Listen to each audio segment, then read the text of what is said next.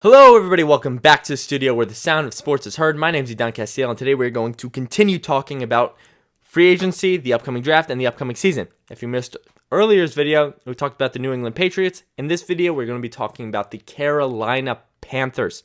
So let's start recapping free agency. Let's start with the obvious free agent that they brought in, quarterback Teddy Bridgewater.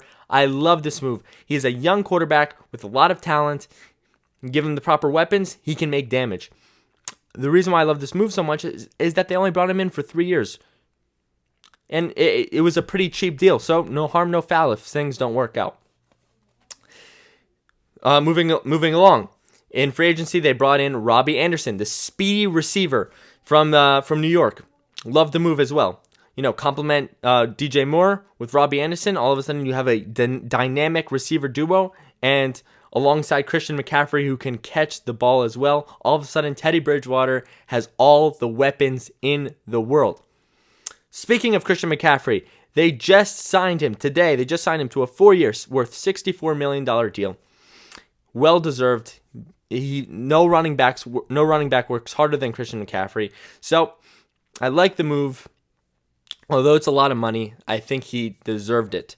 And to finally recap free agency, they brought in safety Trae Boston. He's a great starter. He's a veteran presence in this defense, and he could be the leader.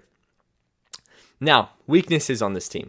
You know, there's huge gaps when it comes to cornerback, especially after losing James Bradbury. And there's also a pretty big back at linebacker with losing Luke Kuechly. So yeah, there are some holes on this defense. So overall, I give this free agency a B+.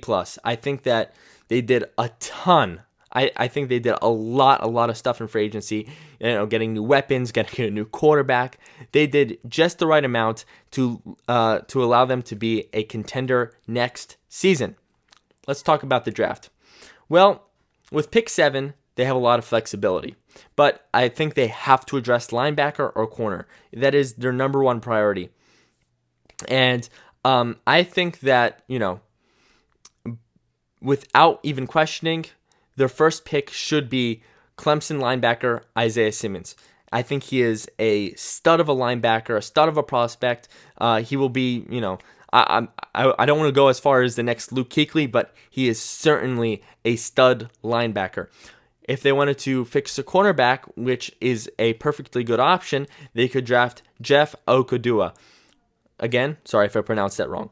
But either way, they have two very, very solid options to fix their holes, and I expect them to be a wild card team. I do not expect them to win their division next season just because of the Saints and their presence in their division. So I just can't see them winning the division. But I certainly expect them to be a very good team in the NFC next season. And that, ladies and gentlemen, is the sound of sports.